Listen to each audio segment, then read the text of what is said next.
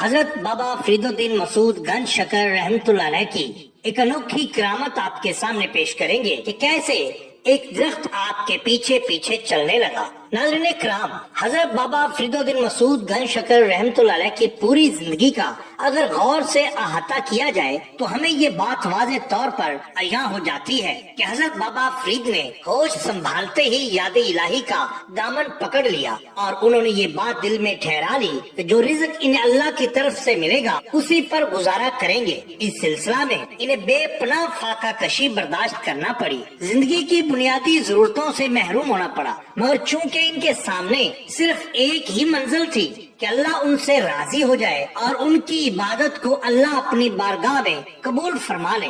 آخر اس تزکیہ نفس کی بنا پر وہ اللہ کے محبوب اور مقرب بندے بن گئے، اور جو ہی اللہ کے کرم میں اضافہ ہوتا گیا اللہ نے انہیں اپنے انعامات سے نواز دیا۔ حضرت بابا فرید کو چونکہ یہ مقام حاصل ہوا ہے، اس لیے ان کے مرکز کو اللہ تعالیٰ نے اپنی نعمتوں کے باعث اہل دنیا میں باعث سکون دامن بنا دیا ہے۔ ان کے آستانہ پر جو بھی غم زدہ اور دنیا کے دکھوں سے مارا ہوا شخص جاتا ہے اس کے دل کو سکون اور امن کی دولت حاصل ہوتی ہے۔ یہ کتنی بڑی شان ہے ناظرین کہ انسان آپ کے آستانہ پر جائے اور اسے اطمینان قلب حاصل ہو جو دنیا کی چیزوں سے کبھی حاصل نہیں ہوتا۔ یہاں ہم آپ کی چند کرامات پیش کر رہے ہیں۔ سیر المشائخ کے مؤلف نے لکھا ہے کہ ایک نوجوان دلی سے چلا اور توبہ کرنے کے ارادے سے حضرت خواجہ فرید الدین مسعود گنج شکر رحمتہ اللہ علیہ کی خدمت میں پاک پتن کی طرف روانہ ہوا۔ راستے میں ایک فحشا اور گانے والی عورت کے ہمراہ سفر کرنے لگا۔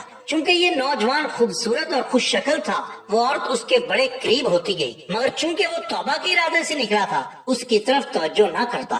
سفر کے دوران ان کا قافلہ ایک ایسی جگہ رکا کہ دونوں کو ایک ہی کمرہ میں رات گزارنا پڑی۔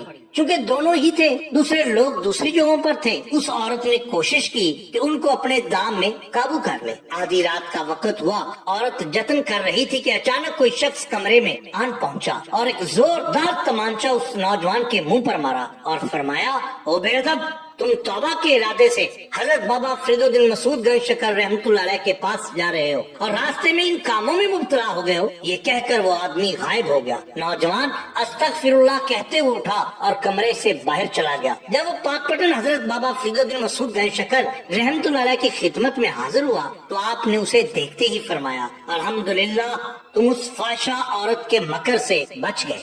اسی طرح خزینۃ الاصفیہ میں ایک کرامت بابا فرید سے یوں منسوب کی جاتی ہے کہ پاک پٹن کے قریب ایک قصبہ نوشہرہ نامی تھا۔ ایک دن حضرت خواجہ فرید الدین مسعود گنج شکر رحمتہ اللہ علیہ وہاں تشریف لے گئے۔ آپ نے مسواک کی، مسواک کرنے کے بعد اس مسواک کو اپنے ہاتھ سے زمین میں گاڑ دیا۔ یہ مسواک اسی وقت ایک درخت بن گئی اور بڑا قد آور درخت بن کر وہ لہلہانے لگا۔ جس دن حضرت خواجہ فرید الدین مسعود گنج شکر رحمتہ اللہ علیہ پاک پٹن کو روانہ ہوئے تو یہ درخت بھی اپنی جڑوں کو سمیٹتے ہوئے حضرت بابا فرید الدین مسعود گنج شکر رحمتہ اللہ علیہ کے پیچھے پیچھے چل پڑا۔ آپ نے دیکھا تو فرمایا، اسکن یا شجر، یعنی اے شجر، اے درخت یہیں رک جا۔ لیکن درخت وہاں رکنے کی بجائے آپ کے پیچھے پیچھے آتا رہا۔